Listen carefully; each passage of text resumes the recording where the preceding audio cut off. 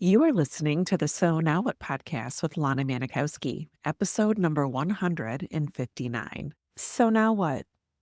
These three words raced through my mind time and time again during my journey through fertility treatments. I tried desperately to have a child, but never was able. I yearned for a community to join that could understand my struggles. I couldn't find one, so I created one with the So Now What podcast. I love that you found us. Hey, girl. Thank you for joining me again on another episode of So Now What podcast.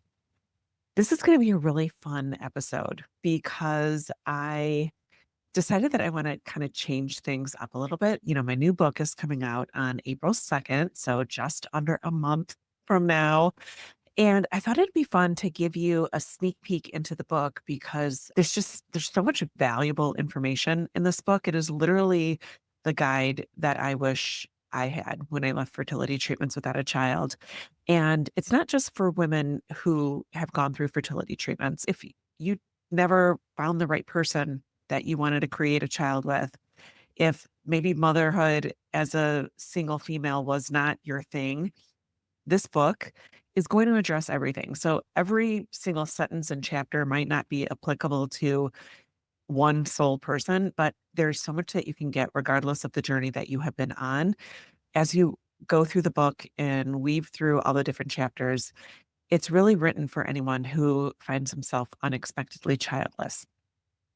So this week, I'm going to start off by reading a paragraph from chapter 13 that I think is really powerful and something I'd like to have you think about. And I'm going to show you the cover of my book. I'm not sure if the color is showing up well here on video, but it is really just something I'm so proud of. If you look at the artwork in gold, there's so many different things that people see when they look at this image. And I'm curious if you see a certain image or what you take away from this, please send me a DM. Please find me on lana.manikowski on Instagram, or you can send me an email at hi@lanamanikowski.com because I'm curious, what do you see?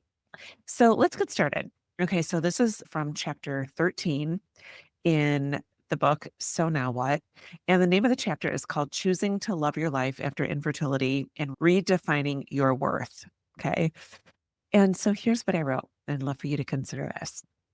Imagine retraining your brain to believe that you, a childless woman in the world, deserve happiness, not compensation.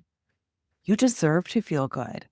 You've created your reward, and you're allowed to find joy in your days and excitement in your nights. The positive things that come your way aren't an apology from the universe for your suffering. They are good things that you have earned. How much more would you savor your joyful moments if they weren't conditional and compensatory for the amazing life a child would have offered you? All right, so think about that. Breaking free from the compensation mindset.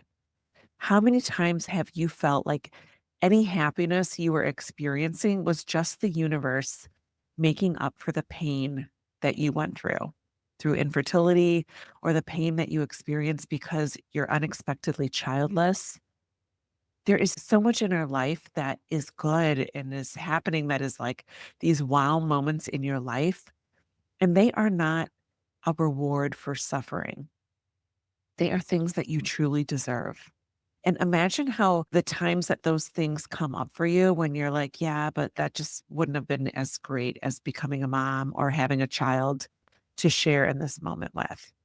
Those types of things and that type of thinking will rob you of truly enjoying the life that you are building. And then next, I think it's really important to know that you don't have to justify your happiness. Many women who are childless, whether not by choice after infertility, they feel guilty experiencing joy. They feel that their life should be full of suffering because it didn't end up like you thought it would. And it's common to think, if I find happiness now, does it mean that I didn't want that child bad enough? Have you ever found yourself downplaying your life because you were worried that people didn't think that you should be happy without children?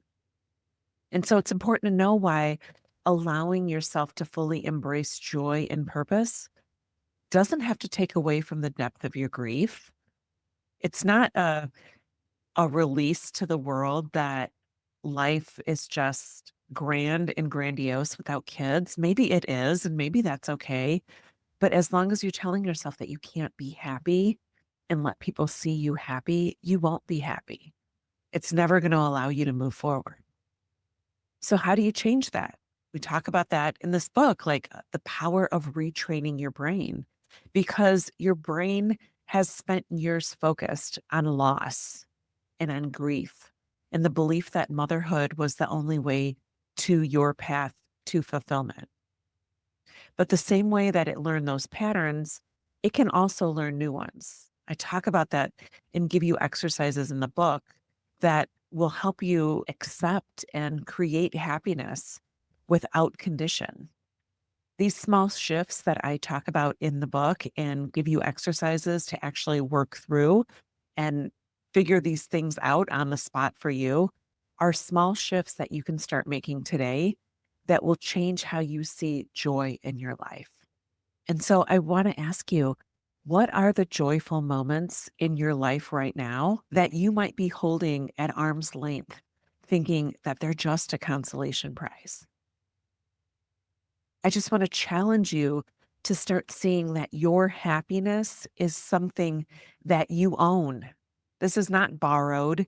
This is not a consolation prize. This is not something that is handed to you as like a backup to your life. Like these things in your life that bring you joy and happiness, even if they only show up at small moments or in small increments in your life, when you start to own them, rather than feel like they are second best in your life, the universe is going to start giving you that exchange.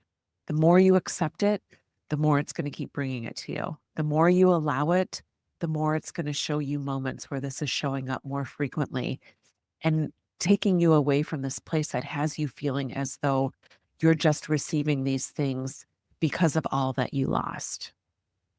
So, if any of this resonated with you today, imagine what more you're going to get out of reading So Now What? This book was written for you to help you move past the idea that life is just a backup plan and start having you believe that there is so much in your life that you can fully embrace. I'm giving away 10 free signed copies. All you have to do is go to the link in my bio on Instagram, TikTok, wherever you might follow me, YouTube, and sign up. And if you win, I will send you a free signed copy of So Now What. But if there's anything that you take away from this week's episode, just know that the happiness that you are feeling, even if it's just moments in a day, is not a consolation prize. Something that you deserve and something that you will have more of the more you lean into it and recognize it. So I hope you have a beautiful week. I love you. And remember that it's never too late to discover your meaning. I'll talk to you next week. Hey, real quick, I just wanted to tell you about an awesome resource I created. If you have ever found yourself in conversations with people, or maybe people offering you suggestions about what you should do to become a mom, it's called The Top 27 Things People Say When You're Childless and How to Respond. You can get your copy free at lanamanikowski.com/things people say.